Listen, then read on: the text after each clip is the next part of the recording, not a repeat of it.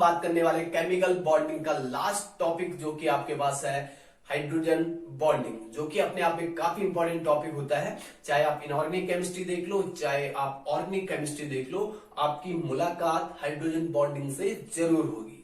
और hydrogen bonding जो आपके पास ऐसा मॉलिक्यूल जिसमें हाइड्रोजन बॉन्डिंग होती है, उसकी जो प्रॉपर्टीज होती है, फिजिकल प्रॉपर्टीज, वहां पर बहुत सारा चेंज आपको देखने को मिलता है। जैसे अगर किसी मॉलिक्यूल में हाइड्रोजन बॉन्डिंग है तो उसका फिजिकल स्टेट, उसकी सॉल्युबिलिटी इन वाटर या फिर मेल्टिंग पॉइंट, बॉइलिंग पॉइंट, उसका सरफेस टेंशन, विस्कोसिटी और even volatile nature hydrogen bonding decide करता है।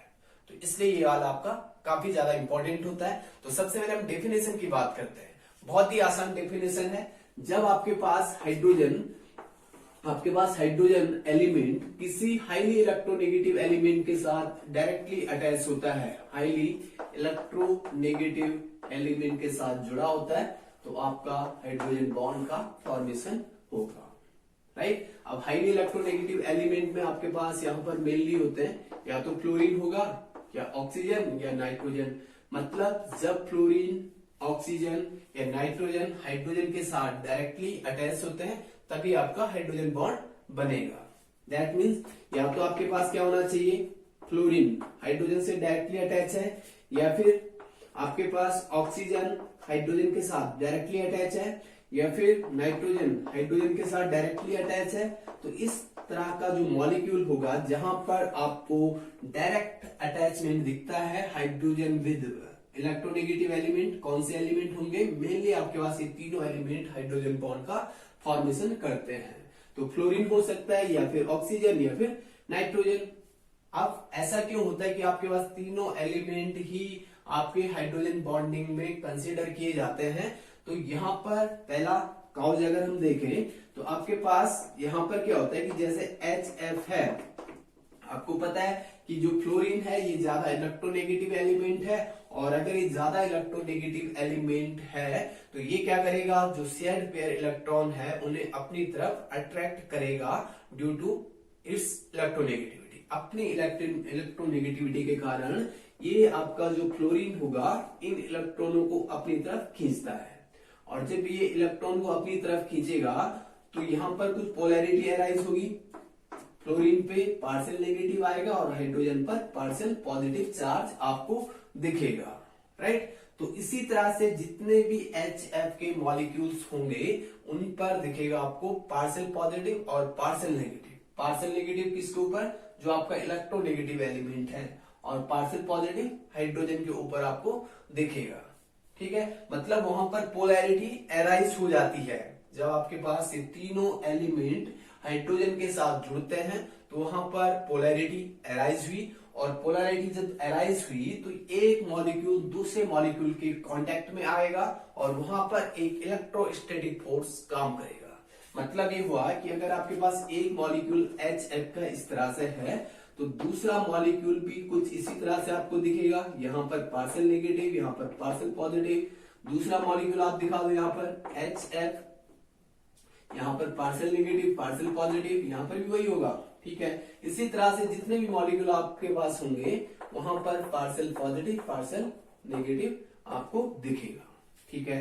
अब क्योंकि जब ये मॉलिक्यूल बहुत सारे हैं और सब में यही कंडीशन बन गई है पार्शियल पॉजिटिव, पार्शियल नेगेटिव, तो यहाँ पर इसका नेगेटिव इसके पॉजिटिव को अट्रैक्ट करेगा, इसका नेगेटिव ये पॉजिटिव को अट्रैक्ट करेगा। मतलब एक मॉलिक्यूल का नेगेटिव दूसरे मॉलिक्यूल के पॉजिटिव को, या फिर आप कह सकते हो एक मॉलिक्यूल का नेगेटिव दूसरे के पॉजिटिव को एक इलेक्ट्रोस्टैटिक फोर्स से अट्रैक्ट कर रहा है।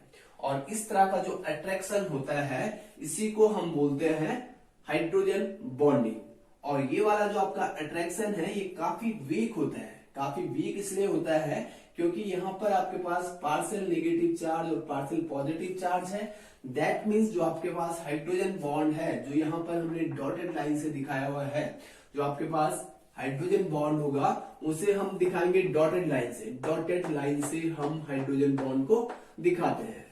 और डॉटेड लाइन से क्यों दिखाते हैं, क्योंकि ये वीक बॉन्ड को शो करता है। डॉटेड लाइन का मतलब ये वाला बॉन्ड काफी वीक है। ये हमारे पास डॉटेड लाइन मतलब हाइड्रोजन बॉन्ड, ये डॉटेड लाइन मतलब हाइड्रोजन बॉन्ड। जबकि आपके पास जो डार्क लाइन है ये आपको बता रहा है कोवेलेंट बॉन्ड के बारे में, राइट।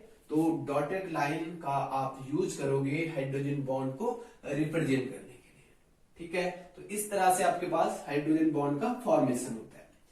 इसी तरह से वाटर में भी होता है। अगर हम वाटर की बात करें तो वहां पर भी आपको oxygen as a electronegative element दिख रहा है। तो यहां पर भी देखें जरा, अगर आपके पास वाटर होता है तो इस तरह से कुछ इस तरह से आपके पास होता है, राइट। यहां पर आपके पास पार्शियल नेगेटिव, यहां पर आपके पास पार्शियल पॉजिटिव, यहां पर पार्शियल पॉजिटिव। अब यहां पर अगर दूसरा मॉलिक्यूल होगा वाटर का इसी तरह से, तो वहां पर same condition, partial positive partial positive partial negative होगा।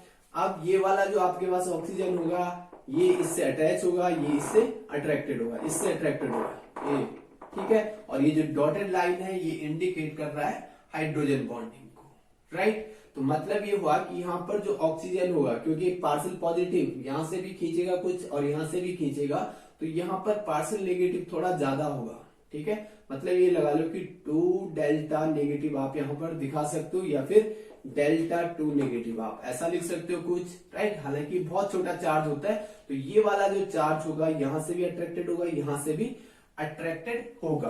तो ये भी आपका क्या बना रहा है, हाइड्रोजन बॉन्ड बना रहा है, राइट। अच्छा, अगर हम अमोनिया की बात करें तो अमोनिया में भी आपका यही कंडीशन दिखता है, H H H। यहां पर आपका पॉजिटिव, यहां पर पॉजिटिव, यहां पर पॉजिटिव, राइट। यहां पर पार्शियल नेगेटिव, यहां पर दूसरा मॉलिक्यूल बना लो, ये ऐसा कुछ, ठीक है। पार्शियल नेगेटिव पार्शियल पॉजिटिव, यहां पर भी पार्शियल पॉजिटिव। अब ये वाला यहां से अट्रैक्ट हो रहा होगा, ये भी अट्रैक्ट होगा, ये भी अट्रैक्ट होगा। इस तरह से यहां पर लिंक बनता जाएगा। किसके बीच में लिंक बन रहा है, इलेक्ट्रोनेगेटिव एटम और हाइड्रोजन के बीच में। मतलब आपके पास यहां पर हाइड्रोजन एक ब्रिजिंग एटम की तरह काम कर रहा है, एज अ ब्रिज काम कर रहा है, ठीक है। दो मॉलिक्यूल के बीच में जो आपका हाइड्रोजन है वो ब्रिज की तरह काम कर रहा है, ये, ठीक है। हाइड्रोजन यहां पर ब्रिज की तरह काम कर रहा है दो मॉलिक्यूल के बीच में, ठीक है। तो इसी को हम बोलते हैं हाइड्रोजन बॉन्डिंग, हाइड्रोजन बॉन्डिंग। तो सबसे पहले आपने देखा डेफिनेशन क्या है। डेफिनेशन में आपको देखना है जहां पर आपके पास हाइड्रोजन डायरेक्टली अटैच होगा किसके साथ, या तो नाइट्रोजन के साथ, या फ्लोरीन के साथ, या ऑक्सीजन के साथ, तो वहां पर पोलैरिटी अराइज होगी। और पोलैरिटी अगर अराइज होगी तो वहीं पर जो पोलैरिटी हमें दिखती है उसके कारण एक मॉलिक्यूल दूसरे मॉलिक्यूल को अट्रैक्ट कर रहा होगा, या अपने ही अंदर कुछ इस तरह से वहां पर अट्रैक्शन हो रहा होगा कि वहां पर एक वीक बॉन्ड का फॉर्मेशन होता है जिसे हम बोलते हैं हाइड्रोजन बॉन्ड, राइट। अब देखें जरा कि आपके पास कुछ मॉलिक्यूल्स हैं जहां पर हम प्रिडिक्ट कर सकते हैं कहां पर हाइड्रोजन बॉन्ड है और कहां पर नहीं है। तो देखें, सपोज आपके पास कुछ ऑर्गेनिक मॉलिक्यूल में यहां पर आपको बताता हूं, जैसे आपके पास है CH3 CH2OH, या फिर आपके पास है CH3OCH3, राइट, इथर हो गया। आपके पास है CH3CONH2, और आपके पास यहां पर एक और एग्जांपल हम लिख लेते हैं CH3COOH।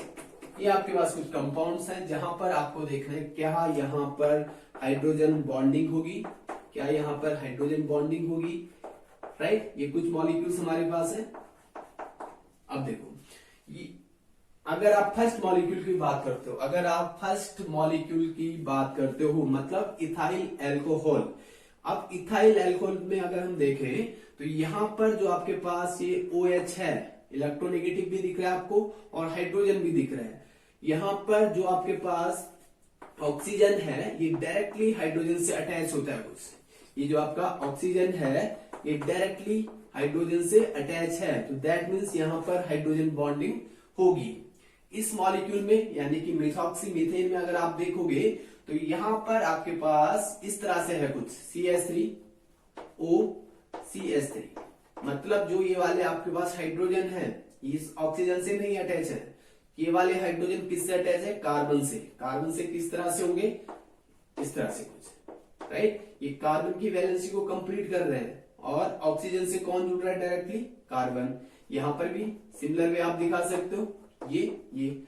तो यहाँ पर भी आपके पास ऑक्सीजन से कौन जुड़ रहा है, कार्बन जुड़ रहा है, ना कि हाइड्रोजन। दैट मीन्स इस मॉलिक्यूल में आपका हाइड्रोजन बॉन्डिंग का फॉर्मेशन नहीं होगा। कहां पर होगा, जहां पर आपके पास इलेक्ट्रोनेगेटिव एलिमेंट डायरेक्टली हाइड्रोजन के साथ जुड़ा हो। जैसे यहां पर देखो ये इलेक्ट्रोनेगेटिव है लेकिन इसके साथ तो हाइड्रोजन नहीं है।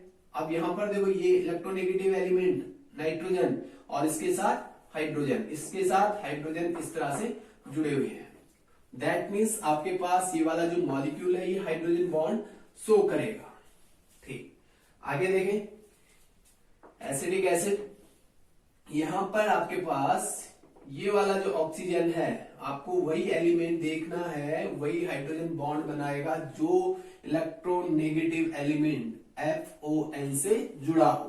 तो यहां पर आपके पास ये वाला ऑक्सीजन हाइड्रोजन से जुड़ा हुआ है, तो दैट मीन्स ये वाला आपका क्या बनाएगा, हाइड्रोजन बॉन्ड बनाएगा। राइट, अब यहां पर भी देख लो, ये तो हमने अभी बात की थी, नाइट्रोजन हाइड्रोजन से जुड़ा होता है डायरेक्टली, नाइट्रोजन डायरेक्टली हाइड्रोजन से जुड़ा हुआ है।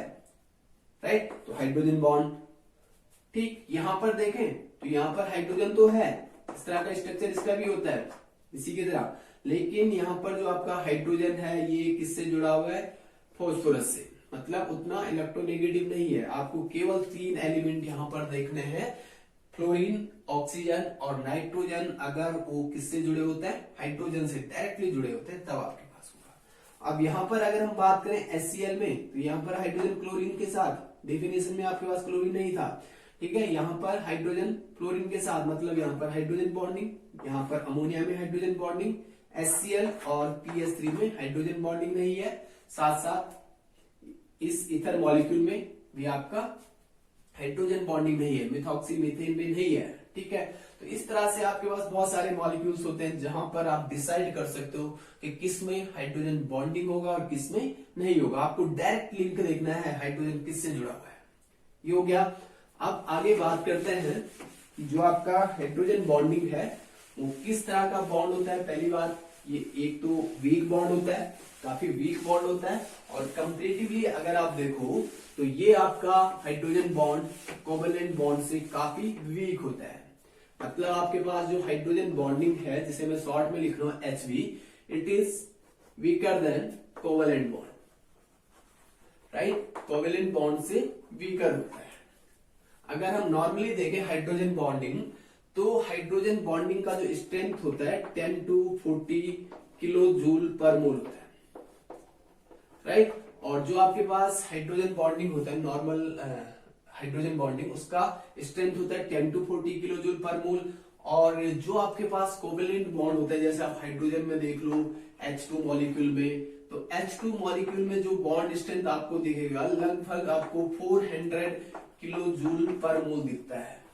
मतलब ये हुआ कि जो आपके पास हाइड्रोजन बॉन्डिंग है, अगर हम डायरेक्टली मान लें कि 40 किलो जूल पर मोल मैक्सिमम हुआ, तो ये वाला आपका इसके कंपेरिजन में 1/10 है। इसका जो स्ट्रेंथ होगा that will be 1/10 of the covalent bond. मतलब काफी वीक बॉन्ड है। इसकी कंपेरिजन में, कोवेलेंट बॉन्ड की कंपेरिजन में इसका जो स्ट्रेंथ है that is the 1/10 of a covalent bond. Right, तो ये हुआ आपके पास।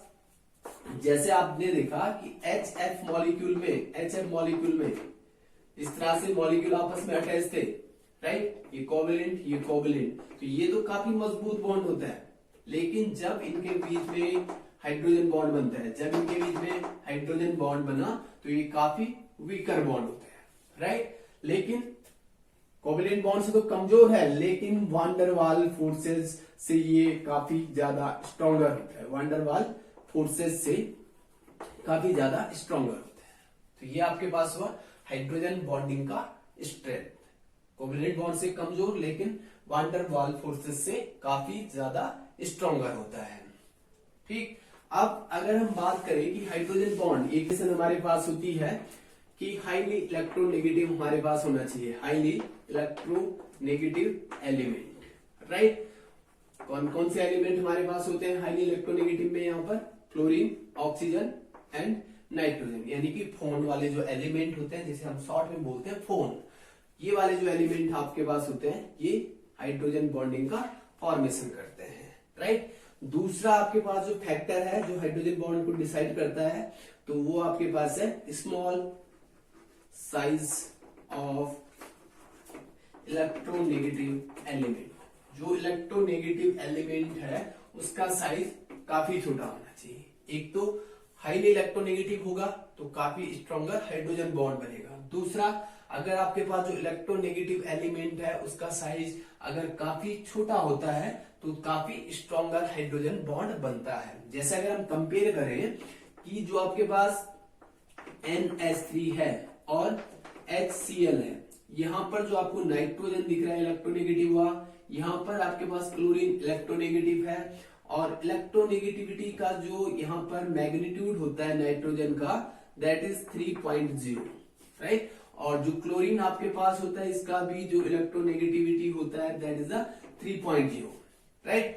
लेकिन आपके पास HCl हाइड्रोजन बॉन्ड नहीं बना पाता है, और जबकि जो आपके पास अमोनिया है ये हाइड्रोजन बॉन्ड का फॉर्मेशन करता है। आखिर ऐसा क्यों हुआ? इलेक्ट्रोनेगेटिविटी तो दोनों की बराबर है, लेकिन ये वाला आपका नाइट्रोजन जो आपको दिख रहा है ये स्मॉलर साइज के होने के कारण ये इलेक्ट्रॉन को ज्यादा अट्रैक्ट करता है। क्यों? क्योंकि इसका साइज कैसा है? स्मॉलर है। इलेक्ट्रोनेगेटिविटी तो ओके। तो बात करते हैं टाइप्स ऑफ हाइड्रोजन बॉन्डिंग की। तो टाइप्स देखें, मेनली आपके पास जो हाइड्रोजन बॉन्डिंग होता है वो दो तरह से डिवाइड किया जाता है। एक तो आपके पास होता है इंटर मॉलिक्यूलर हाइड्रोजन बॉन्डिंग, और दूसरा हमारे पास होता है इंट्रा मॉलिक्यूलर हाइड्रोजन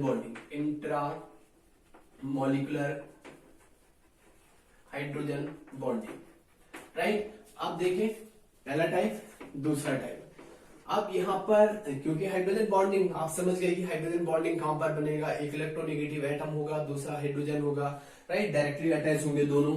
तो इंटरमॉलिक्यूलर हाइड्रोजन बॉन्डिंग आपका वहां पर बनता है जहां पर हमारे पास टू मॉलिक्यूल्स, राइट। अब ये दो मॉलिक्यूल जिनके बीच में हाइड्रोजन बॉन्ड बन रहा है, या तो वो क्या हो सकते हैं, या तो सेम होंगे, राइट। जैसे आपने अभी देखा था HF आपस में जुड़ रहे थे, तो आपके पास वहां पर कौन सा बॉन्ड होगा? इंटरमॉलिक्यूलर हाइड्रोजन बॉन्ड होगा। या फिर ये जो दो मॉलिक्यूल्स हैं ये डिफरेंट भी हो सकते हैं, एग्जाम्पल अभी देखेंगे। जबकि जो आपके पास इंट्रामॉलिक्यूलर हाइड्रोजन बॉन्डिंग होता है यहां पर केवल आपके पास एक मॉलिक्यूल होता है, ओनली सिंगल मॉलिक्यूल, ठीक है। सिंगल मॉलिक्यूल ही यहां पर हाइड्रोजन बॉन्ड का फॉर्मेशन कर रहा होता है। लेकिन जब सिंगल मॉलिक्यूल आपके पास होगा तो उस मॉलिक्यूल के पास एटलीस्ट दो इलेक्ट्रोनेगेटिव एटम होने चाहिए। यहां पर जो आपके पास सिंगल मॉलिक्यूल है, मॉलिक्यूल के पास क्या होने चाहिए? टू इलेक्ट्रोनेगेटिव एटम होने चाहिए, तभी वहां पर इंट्रामॉलिक्यूलर हाइड्रोजन बॉन्डिंग का फॉर्मेशन होगा। अब देखिए जरा, जैसे आपने देखा HF, ठीक है, HF, इस तरह के बहुत सारे मॉलिक्यूल जुड़ रहे हैं। यहाँ पर टू मॉलिक्यूल्स मिनिमम चाहिए आपको, मिनिमम टू मॉलिक्यूल्स, बहुत सारे भी हो सकते हैं, ठीक है। यहाँ पर मैंने ज्यादा लिख दी, इससे भी ज्यादा हो सकते हैं। तो एटलीस्ट आपको इंटरमॉलिक्यूलर हाइड्रोजन बॉन्डिंग के लिए कितने मॉलिक्यूल की रिक्वायरमेंट है?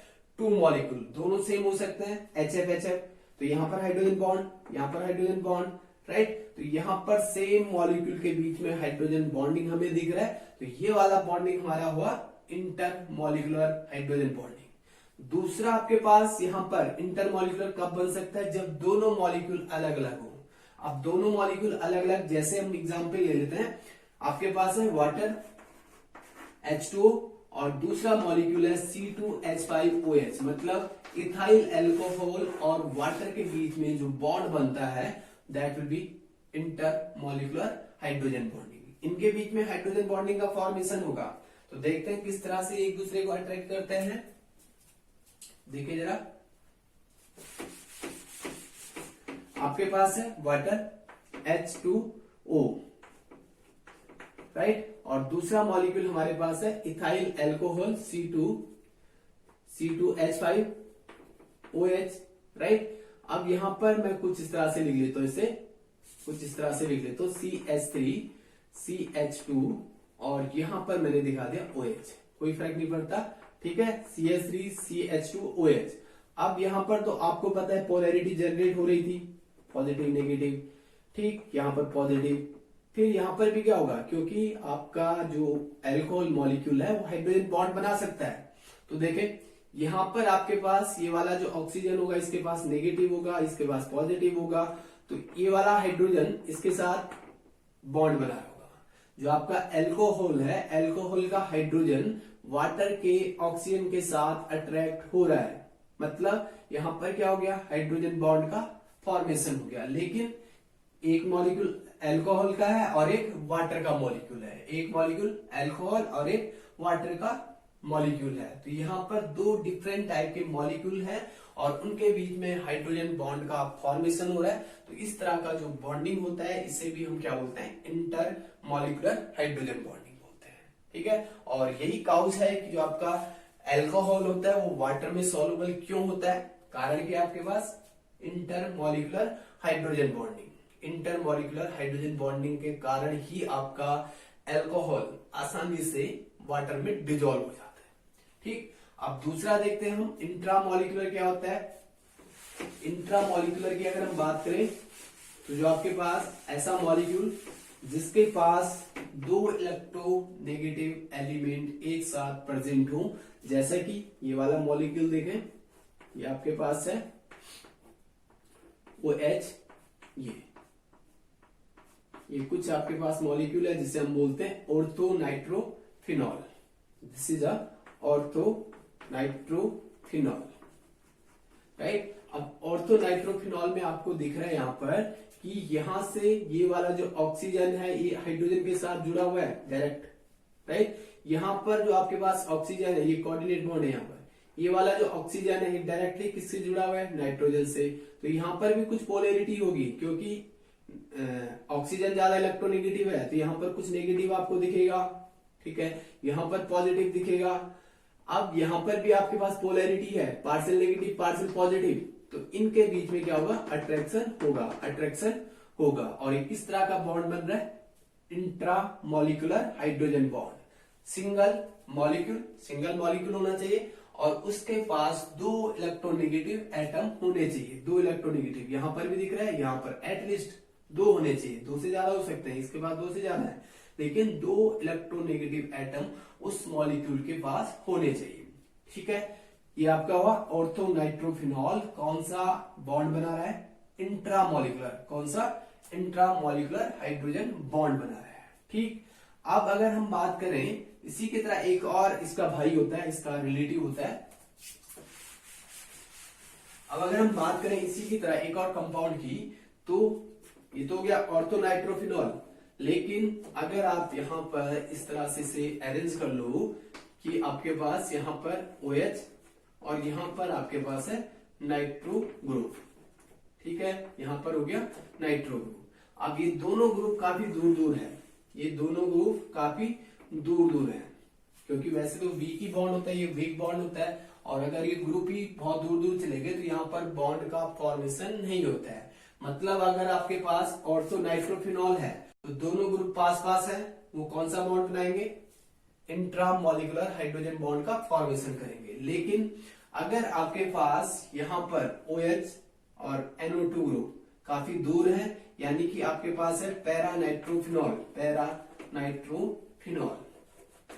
तो ये वाला इंट्रामॉलिक्यूलर हाइड्रोजन बॉन्डिंग का फॉर्मेशन नहीं करता है, इंट्रा वाला हाइड्रोजन बॉन्डिंग नहीं बना पाता है। इंस्टेड ऑफ इंट्रा ये आपका इंटर बना सकता है, इंटर मॉलिक्यूलर हाइड्रोजन बॉन्ड का फॉर्मेशन। ऑर्थोनाइट्रोफिनॉल है, आपसे क्वेश्चन पूछा जाता है कि ऑर्थोनाइट्रोफिनॉल और पैरानाइट्रोफिनॉल दोनों में से कौन सा ज्यादा वोलेटाइल है, which is the more volatile, orthonitrophenol और पैरानाइट्रोफिनॉल। ऑर्थोनाइट्रोफिनॉल या फिर आपके पास है पैरानाइट्रोफिनॉल, इन दोनों में से कौन सा आसानी से वोलेटाइल होगा या फिर किसका बॉइलिंग पॉइंट ज्यादा होगा, तो ये डिपेंड करता है हाइड्रोजन बॉन्ड पे। क्योंकि जब आपके पास इंटरमॉलिक्यूलर हाइड्रोजन बॉन्ड बनता है, जब आपके पास इंटरमॉलिक्यूलर हाइड्रोजन बॉन्ड बनेगा, बॉन्ड, तो ये बहुत सारी बातों को डिसाइड करता है। ये डिसाइड करता है बॉइलिंग पॉइंट, ये डिसाइड करता है विस्कोसिटी, ये डिसाइड करता है सरफेस टेंशन, ये डिसाइड करता है वोलेटाइल नेचर। ठीक है, तो इस तरह की बातें इस बात पर डिपेंड कर रही है कि वहां पर इंटरमॉलिक्यूलर बॉन्ड बन रहा है, इंटरमॉलिक्यूलर हाइड्रोजन बॉन्ड बन रहा है या इंट्रा बन रहा है। तो आपने देखा कि जो ऑर्थो नाइट्रोफिनॉल है, ऑर्थो नाइट्रोफिनॉल कुछ इस तरह से था आपके पास, कुछ इस तरह से था। ये यहां पर OH, ठीक है, ऐसा भी आप बना सकते हो, बात एक ही है, ये अट्रैक्ट कर रहा था।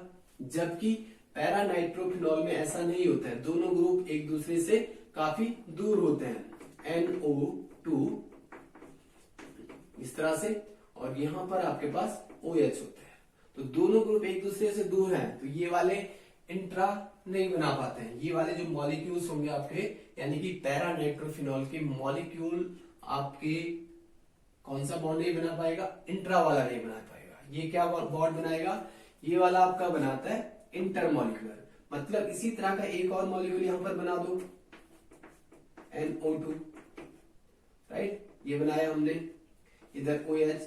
तो अब क्या होगा, इसका एक मॉलिक्यूल दूसरे मॉलिक्यूल के कांटेक्ट में आएगा, राइट। अब यहां पर क्या होगा, क्योंकि अभी हमने बात की थी कि ये अपने अंदर इंट्रा वाला बॉन्ड तो नहीं बना पा रहा है, लेकिन जब इसके पास दूसरा मॉलिक्यूल आ जाएगा इसके आसपास, तो उसके मॉलिक्यूल से ये अट्रैक्ट होगा हाइड्रोजन बॉन्ड के थ्रू, यहां पर हाइड्रोजन बॉन्ड बनेगा। तो दैट मीन्स इस तरह के जो मॉलिक्यूल होंगे बहुत सारे पैरा नाइट्रोफिनॉल के जो मॉलिक्यूल्स होंगे वो कौन से बॉन्ड से जुड़े होंगे, इंटरमॉलिक्यूलर हाइड्रोजन बॉन्ड से जुड़े होंगे। और जब आपके पास इंटरमॉलिक्यूलर हाइड्रोजन बॉन्ड का फॉर्मेशन होता है तो कंपाउंड का बॉइलिंग पॉइंट काफी ज्यादा हो जाता है, या फिर क्योंकि मॉलिक्यूल काफी पास पास आ जाते हैं, आपस में वो जुड़ जाते हैं, और जब जुड़ेंगे तो आपको ज्यादा टेम्परेचर चाहिए उन्हें अलग करने के लिए, दैट इज बॉइलिंग पॉइंट बढ़ा। या फिर जब वो पास पास आ रहे हैं, जुड़ रहे हैं, तो इसका मतलब ये भी हुआ कि जो आपका मॉलिक्यूल है उसका स्केपिंग टेंडेंसी क्या हो गया, कम हो गया, यानी कि वो कम वोलेटाइल होगा। तो इसीलिए आपके पास, क्योंकि यहाँ पर बहुत सारे मॉलिक्यूल जुड़े हुए हैं, एक दूसरे को पकड़ के रखते हैं, बहुत सारे मॉलिक्यूल जो भी जुड़े होंगे एक दूसरे को पकड़ के रखते हैं, और जब वो पकड़ के रखेंगे तो उनका जो बॉइलिंग पॉइंट होगा काफी ज्यादा होगा, उस फोर्स को तोड़ने के लिए आपको ज्यादा एनर्जी देनी पड़ेगी, ठीक। जबकि यहाँ पर आपके पास एक ही मॉलिक्यूल है, उसे आप टेम्परेचर दोगे तो ये सीधा उड़ जाएगा, ये किसी दूसरे मॉलिक्यूल से अटैच नहीं है, ये खुद में ही बॉन्ड बना रहा है, खुद के अंदर ही पूरा मॉलिक्यूल पूरा सेपरेट हो जाएगा, ठीक है। तो ये अलग हो जाएगा। जो अभी आपका लिक्विड होगा, अगर आपने लिया होगा पैरा नाइट्रोफिनॉल या ऑर्थो नाइट्रोफिनॉल, तो ऑर्थो नाइट्रोफिनॉल जो होगा वो आसानी से वेपराइज हो जाएगा, यानी कि वोलेटाइल हो जाएगा, क्योंकि ये वाला आपका इंट्रा मॉलिक्यूलर बॉन्ड बनाता है, इंट्रा मॉलिक्यूलर हाइड्रोजन बॉन्ड, जबकि ये इंटर बनाता है, ठीक है। तो इंटर मॉलिक्यूलर हाइड्रोजन बॉन्ड के कारण ये वाला हायर बॉइलिंग पॉइंट रखता है, लेस वोलेटाइल है, ठीक है। और इन दोनों को हम इसी वजह से स्टीम डिस्टिलेशन से सेपरेट कर सकते हैं, डिस्टिलेशन के थ्रू हम इन दोनों मॉलिक्यूल को सेपरेट कर सकते हैं, राइट। कुछ और देखते हैं हाइड्रोजन बॉन्ड से रिलेटेड।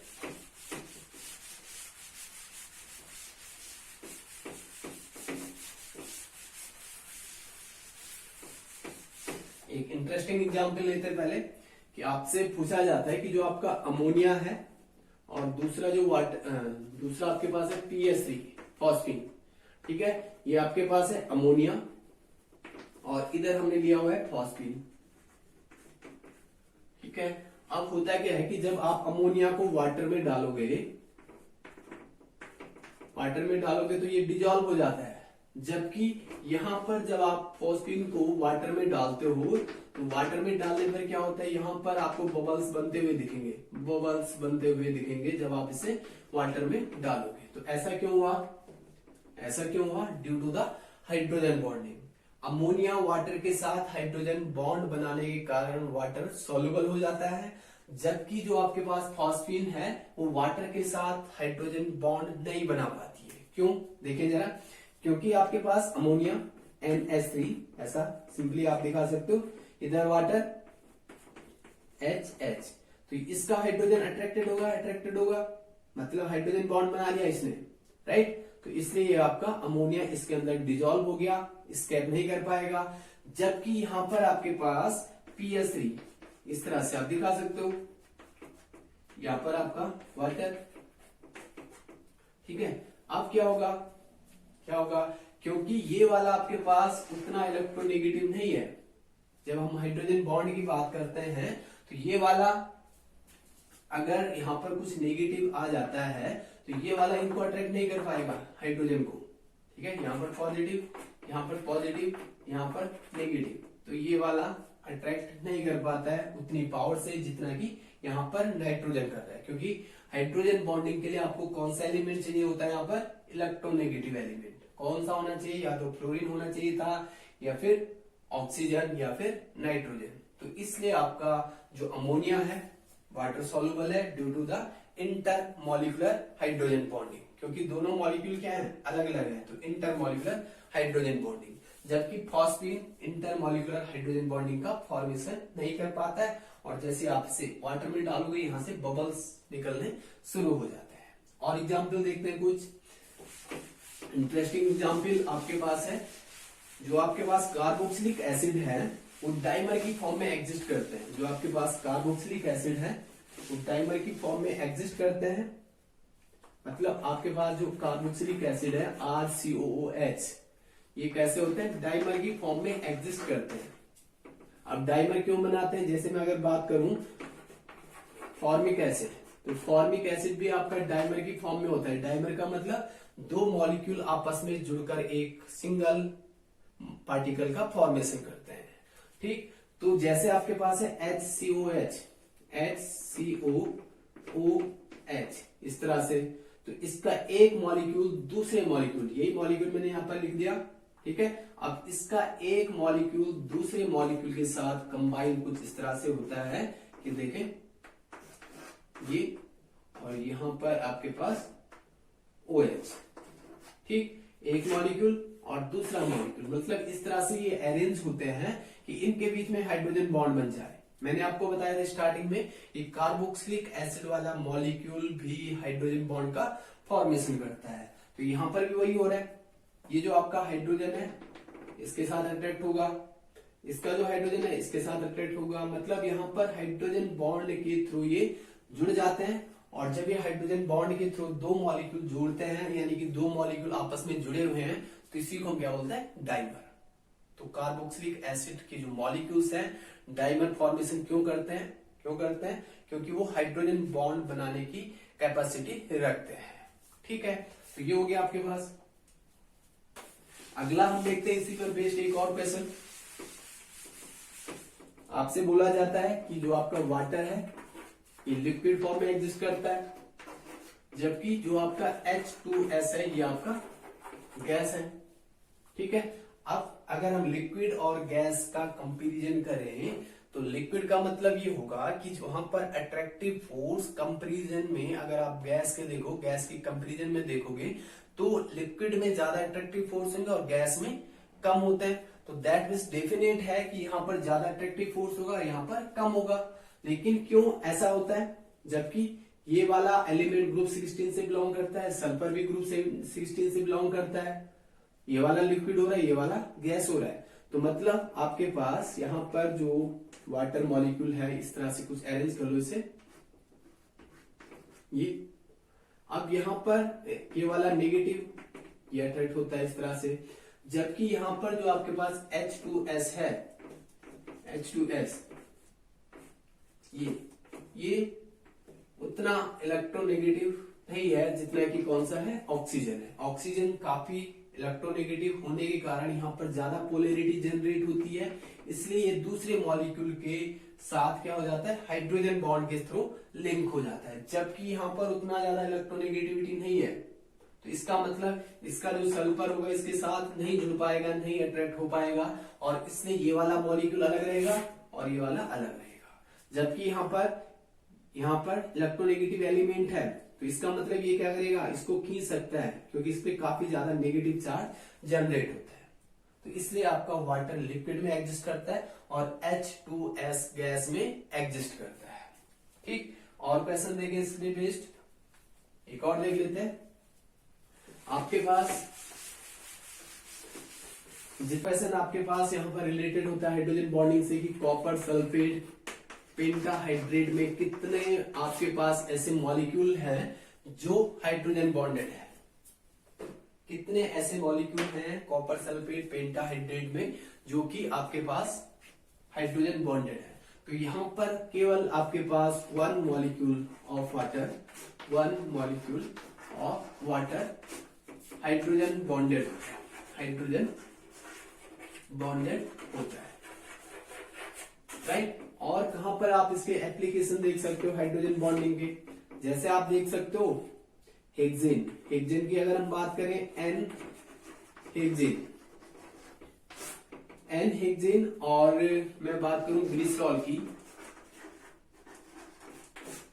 इन दोनों में से अगर हम बात करें तो इसका विस्कोसिटी ज्यादा होता है और इसका कम होता है, ठीक है। इसका विस्कोसिटी क्यों ज्यादा होता है, क्योंकि ये आपका ग्लिसरॉल मतलब एक तरह से अल्कोहल ग्रुप इसके पास होंगे, और जहां पर आपके पास अल्कोहल ग्रुप होता है वो हाइड्रोजन बॉन्ड बनाता है, और हाइड्रोजन बॉन्ड बनाएगा तो जो मॉलिक्यूल होंगे वो आगे नहीं बढ़ पाएंगे, मतलब जुड़े होंगे, उसका जो फ्लोइंग टेंडेंसी होगा वो कम हो जाएगा। दैट मीन्स जो ग्लिसरॉल है इसका विस्कोसिटी क्या है, ज्यादा होता है कंपेरेटिवली। अगर हम देखें एन हेक्सेन से अगर इसे कंपेयर करें तो इसका विस्कोसिटी काफी ज्यादा होता है, इसका मोशन काफी स्लो होता है।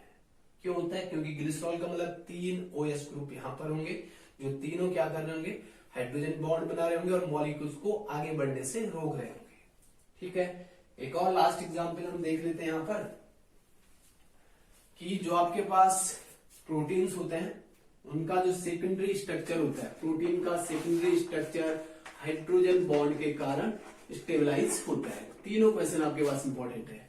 सेकेंडरी स्ट्रक्चर ऑफ प्रोटीन्स किसके कारण स्टेबलाइज होता है, हाइड्रोजन बॉन्ड के कारण। कॉपर सल्फेट में कितने हाइड्रोजन बॉन्डेड मॉलिक्यूल है, कितने वाटर मॉलिक्यूल हाइड्रोजन बॉन्डेड है, 1। एन हेक्सेन और ग्लिसरॉल में किसका विस्कोसिटी ज्यादा है, ग्लिसरॉल का, ठीक। आपके पास H2O लिक्विड है, H2S गैस है, क्यों, इसमें हाइड्रोजन बॉन्ड है, राइट। आपके पास अल्कोहल वाटर में सॉल्युबल होते हैं, क्यों होते हैं, जबकि इथर नहीं होते हैं, हाइड्रोजन बॉन्डिंग के कारण, क्योंकि अल्कोहल हाइड्रोजन बॉन्ड बना लेता है। या फिर अगर आप कहो कि जो आपके पास कार्बोक्सिलिक एसिड है वो डाइमर क्यों बनाते हैं, तो हाइड्रोजन बॉन्ड। तो इस तरह से आप देखते हो कि बहुत सारा एप्लीकेशन होता है हाइड्रोजन बॉन्ड का।